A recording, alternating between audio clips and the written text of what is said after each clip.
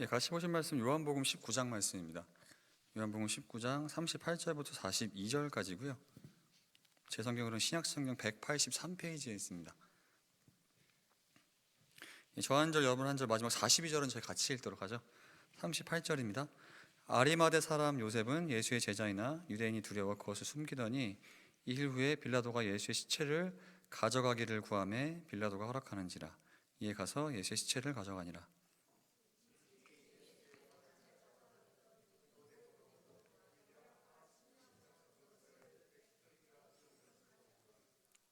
이에 예수의 시체를 가져다가 유대인의 장례법대로 그 향품과 함께 세마포로 쌌더라.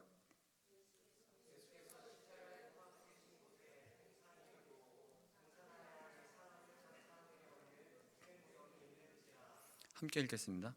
이날은 유대인의 준비되어 또 무덤이 가까운 고로 예수를 거기 두니라. 아멘. 제가 기도하겠습니다. 하나님, 같이 하나님 말씀을 봅니다. 저희 마음을 주님께서 열어주시고 또 성령님 저희 안에 계심을 믿습니다. 저희 안에 계신 역사하심을 믿습니다. 저는 지혜가 없어 잘 하나님 말씀을 다 설명할 수 없지만 지혜의 영이신 성령께서 각자의 안에 역사하심을 믿습니다. 지금 피곤하고 힘든 오후 시간입니다, 주님.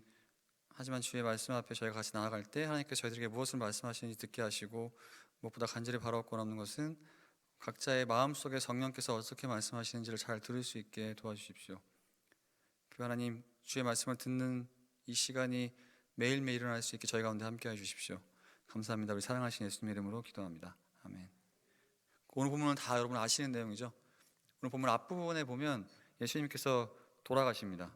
그 유대인의 공회에 끌려가셔서 재판받으시고, 다시 로마 총독 빌라도에게 끌려가셔서 재판받으시고, 그 다음에 사형 판결을 받으셔서 십자가에 달려 돌아가세요. 근데 사람이 죽으면 누군가 예수님의 시체를 장사 지내야 하지 않습니까? 그렇죠? 그냥 시체를 내버릴 수는 없잖아요.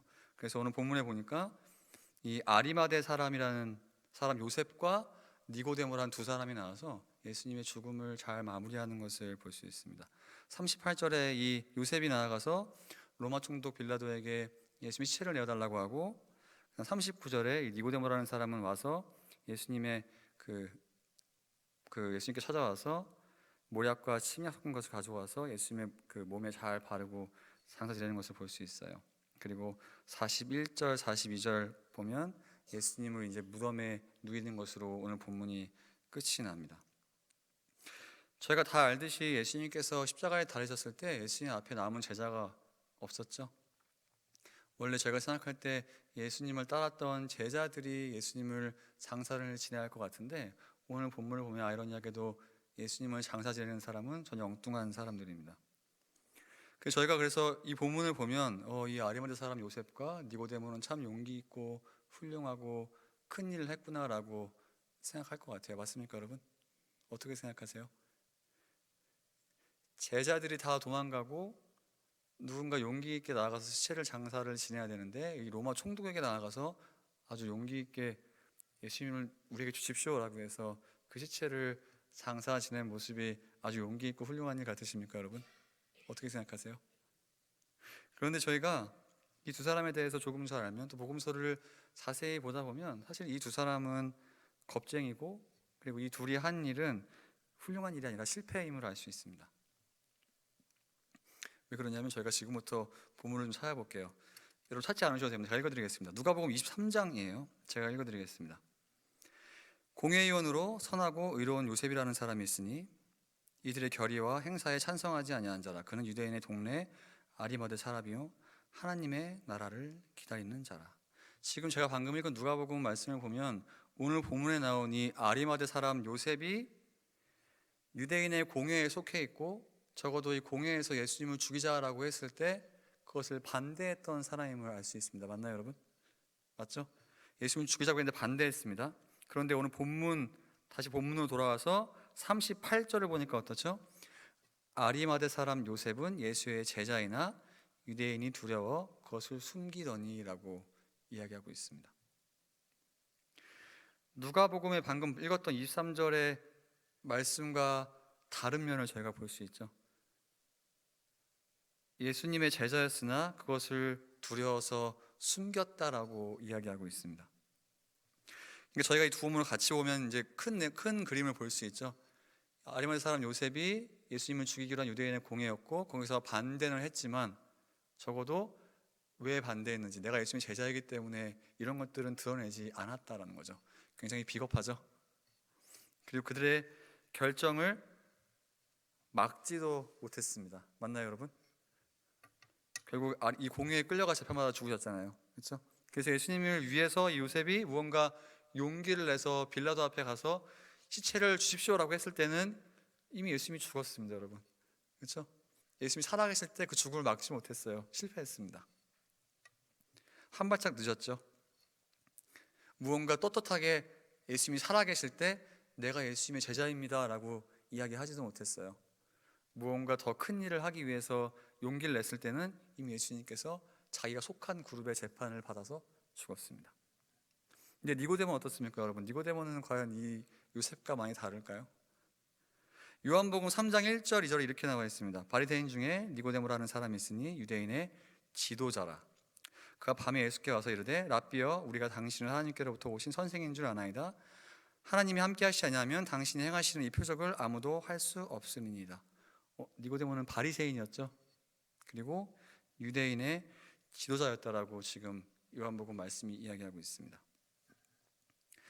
그런데 이 지도자라는 뜻은 저희가 다시 면밀히 살펴보면 이 니고데모라는 사람도 지금 요셉처럼 유대인의 공회, 즉 예수님을 죽이기로 작당했던 그 공회에 속해 있던 사람이라는 뜻이에요. 다시 얘기하면 지금 이 요셉과 니고데모가 속해 있던 공회에서 예수님을 죽였다라는 것입니다.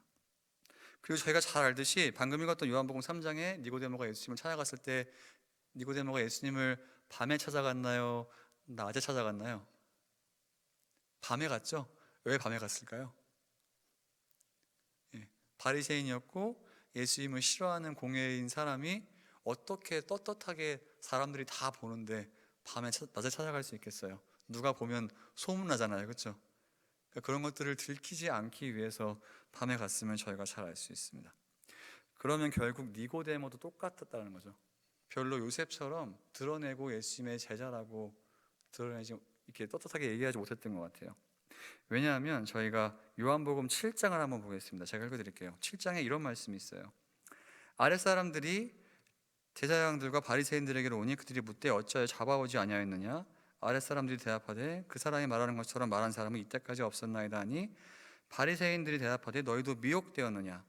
당국자들이나 바리새인 중에 그를 믿는 자가 있느냐?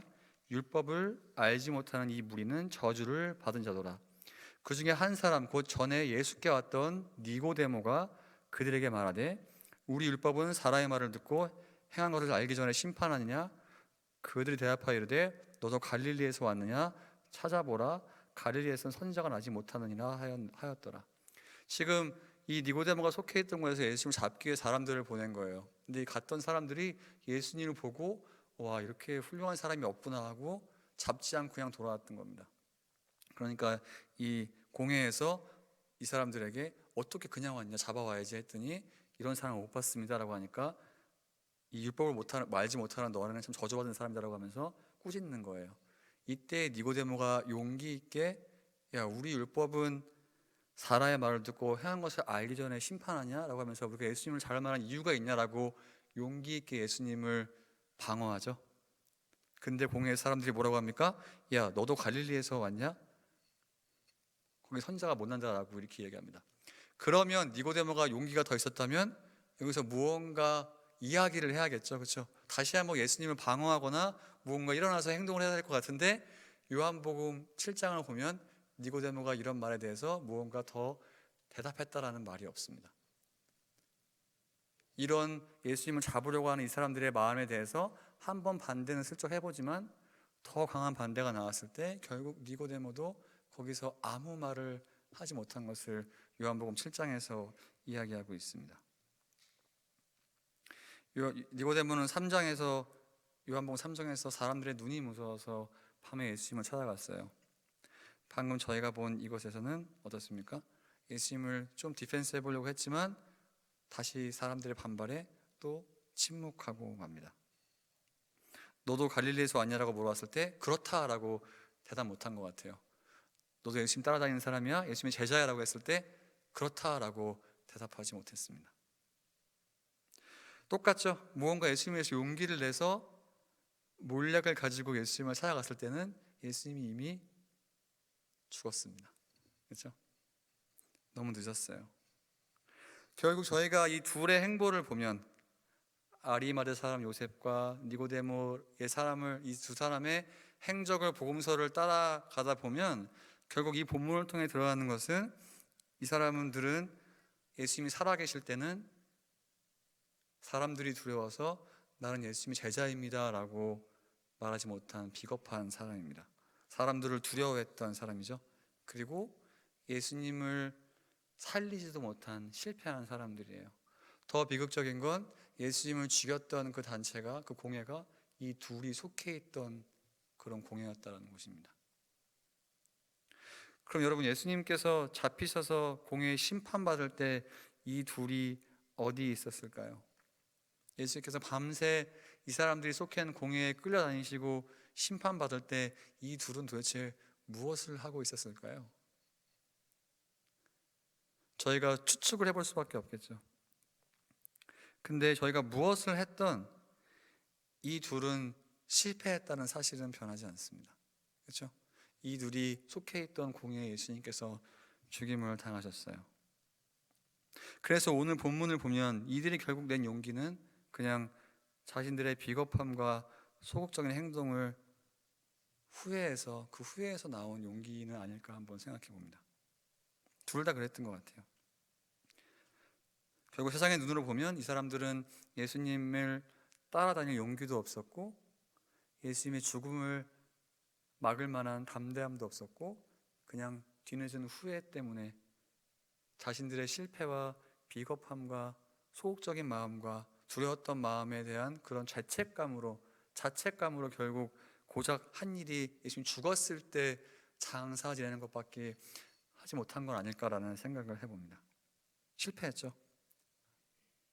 무능력하고 비겁하고 실패했습니다. 너무 늦었어요, 이들의 행동은.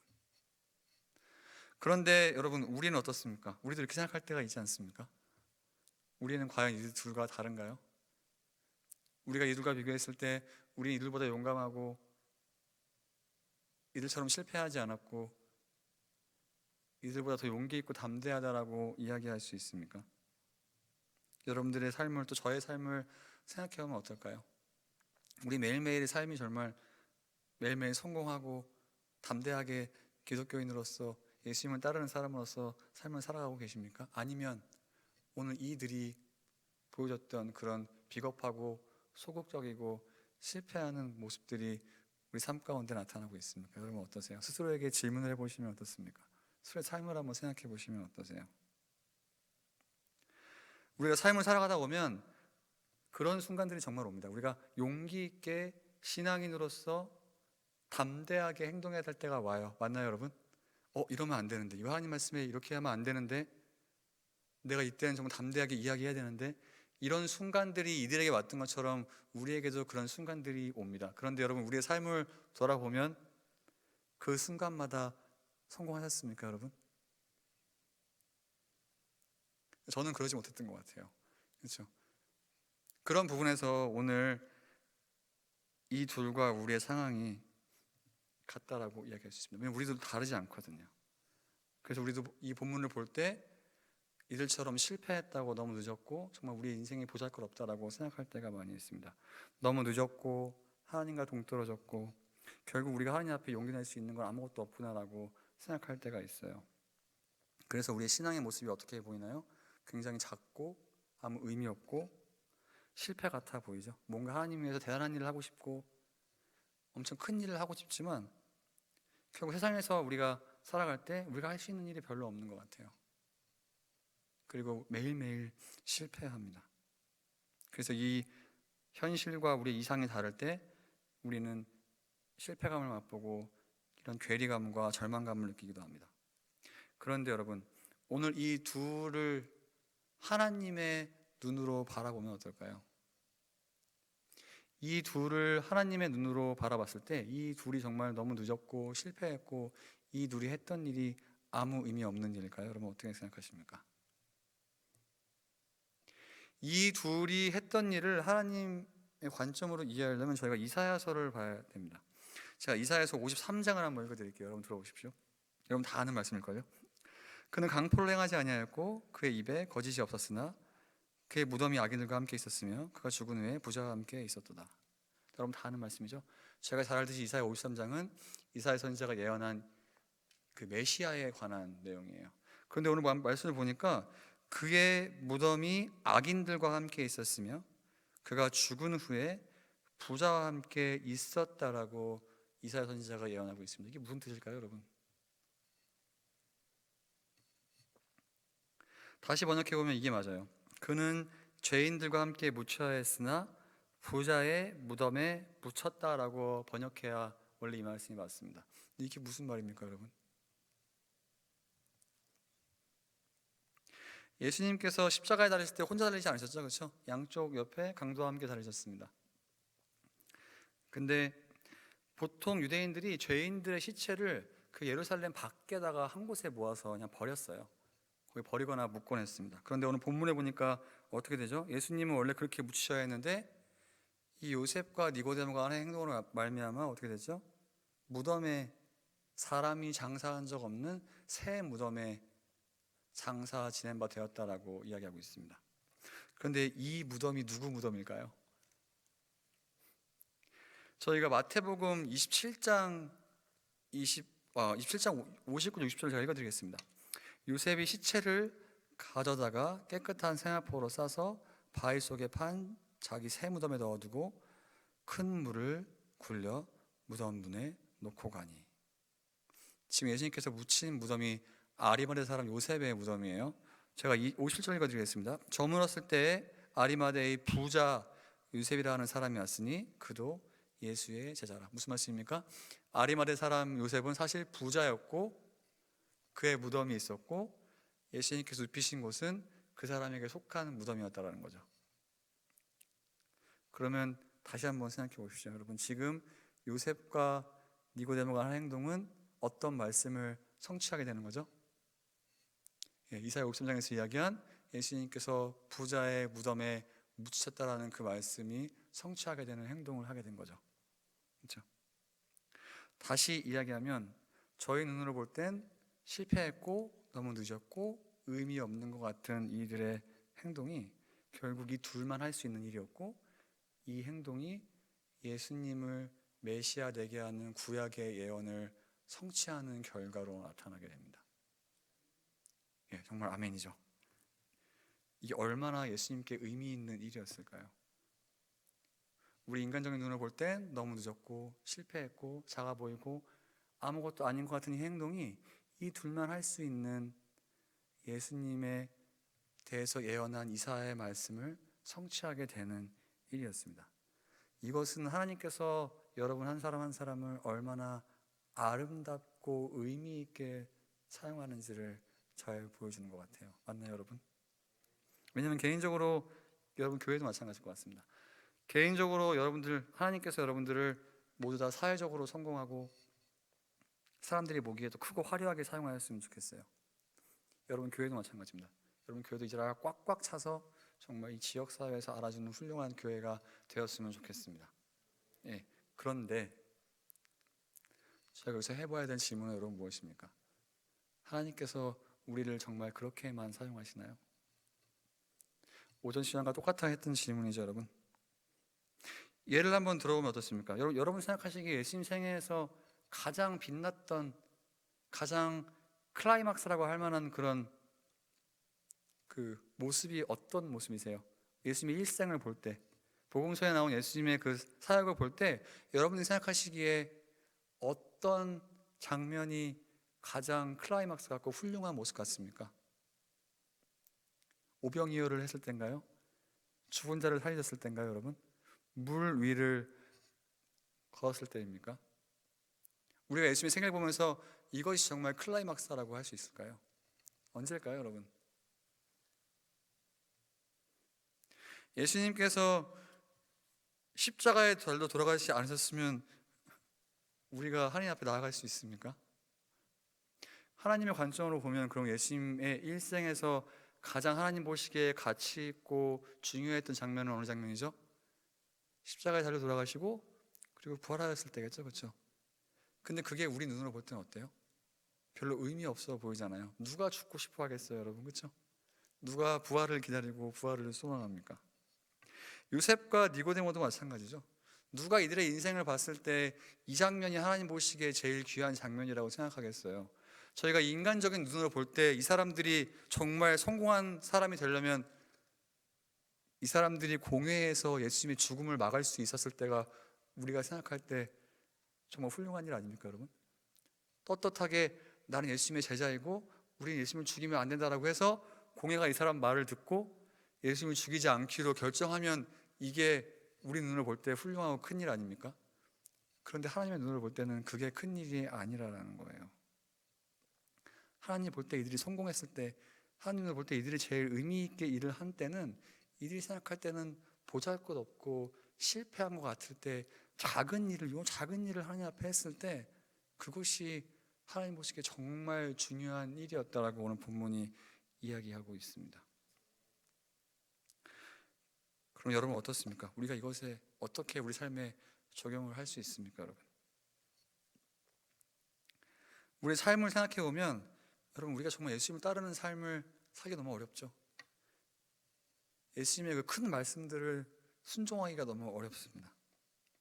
그래서 우리 삶이 아까 오전에 얘기했듯이 우리는 변화되기도 너무 늦었고 하나님과 큰 상관이 없다라고 생각할 때가 참 많아요.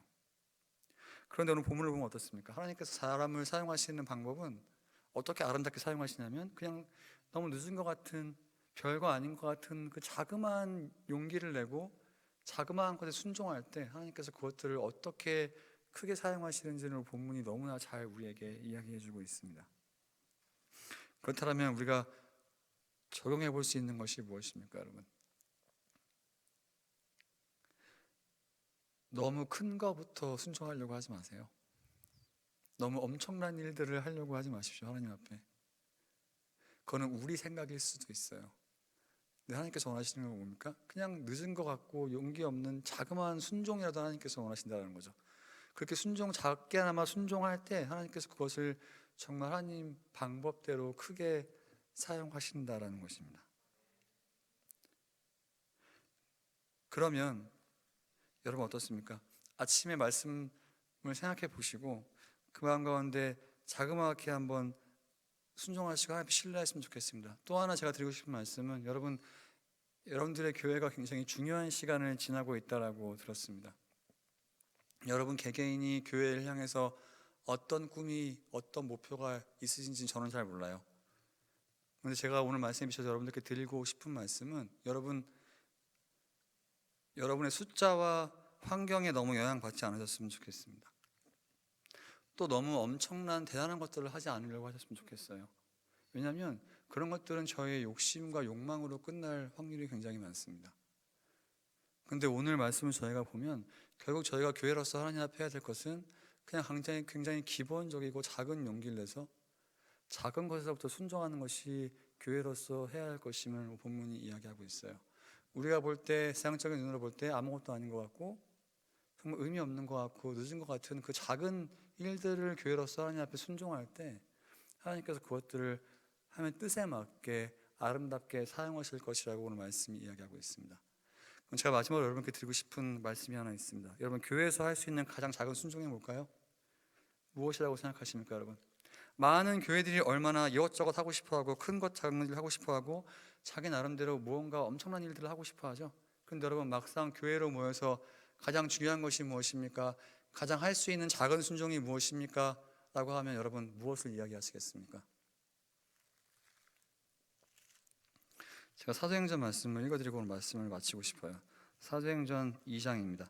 초대교회가 교회 하나님께 어떻게 나아갔는지 보겠습니다. 그들이 사도의 가르침을 받아 서로 교제하고 떡을 떼며 오로지 기도하기를 힘쓰니라. 너무 간단하죠? 그런데 교회들이 이런 간단한 것에 집중하려고 하나요, 여러분? 얼마나 엄청난 것들을 하고 싶어 하다가 산으로 가는 교회들을 우리가 많이 봤습니까? 뭔가 엄청 대단한 것들을 하고 싶어 하잖아요. 근데 초대교회 보니까 뭐부터 했죠? 그냥 모여서 서로 말씀을 가르침을 받고 교제하고 떡을 떼고 오로지 기도하기 힘썼다라고 이야기합니다. 여러분, 우리가 이 교회를 세상적인 눈으로 바라보면 정말 우리에게 아무 소망이 없습니다, 여러분. 그런데 하나님의 눈으로 바라보면 이 교회에 과연 어떤 소망이 있을까, 여러분 기대되지 않으십니까? 하나님께서 여러분들을 어떻게 아름답게, 이 작은 공동체를 어떻게 아름답게 하나님 방법대로 사용할지 기대가 되지 않으세요? 근데 오늘 뭐라고 말씀하십니까? 제일 작은 것부터 너무 늦었다고 생각하지 말고 교회로서 할 수 있는 가장 작은 것부터 시작하라고 말씀하십니다. 너무 기대가 됩니다. 여러분들 통해서 하나님께서 하실 일이 기대가 돼요. 그래서 이 요셉과 니고데모는 늦었다고 생각하고 실패했다고 생각하고 자기들이 할 수 있는 그냥 작은 일을 했다고 했지만, 방금 이야기했듯이 하나님께서 그것을 너무나 크게 사용하셨습니다. 여러분들의 공동체, 여러분들의 인생도 하나님께 이렇게 아름답게 작은 순종으로 나아갈 때 하나님께서 여러분들을 아름답게 사용하시기를 주님의 이름으로 축원합니다. 기도하겠습니다. 하나님, 너무나 기대가 됩니다. 하나님께서 이 공동체를 어떻게 사용하실지. 이 교회가 하나님 앞에 세상의 눈으로 보면 소망이 없는 것 같고 너무 늦은 것 같지만, 주 앞에 믿음으로 작은 것에 순종할 때 하나님께서 이들을 어떻게 크게 사용할지 너무나 기대가 됩니다. 우리 인생들을 어떻게 사용할지 너무나 기대가 됩니다. 그런 것들을 마음껏 소망하며 낙심하지 않고 기대함으로 나아갈 수 있는 이 교회 될 수 있도록 주님 축복하여 주시옵소서. 감사합니다. 우리 사랑하신 예수님 이름으로 기도합니다. 아멘.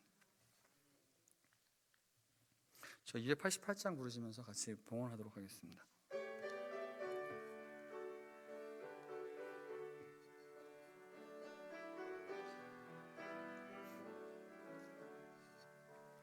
예수를 나의 구주 삼고 성령과 피로써 거듭나니 이 세상에서 내 영혼이 하늘의 영광 누리로다.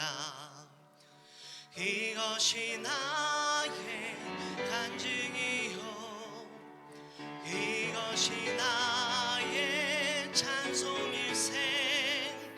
나 사는 동안 끊임없이 구주를 찬송하리로다. 주께 맡긴 내 영, 사랑의 음성을 듣는 중에 천사들 왕래하는 것과 하늘의 영광 보리로다. 이것이 나의 간증이요, 이것이 나의 찬송일세. 나 사는 동안 끊임없이 구주를 찬송하리로다. 주 안에 기쁜 누림으로 마음의 풍랑이 잔잔하니 세상과 나는 간 곳 없고 구속한 주만 보이로다. 이것이 나의 간증이요, 이것이 나의 찬송일세. 나 사는 동안 끊임없이 구주를 찬송하리로다.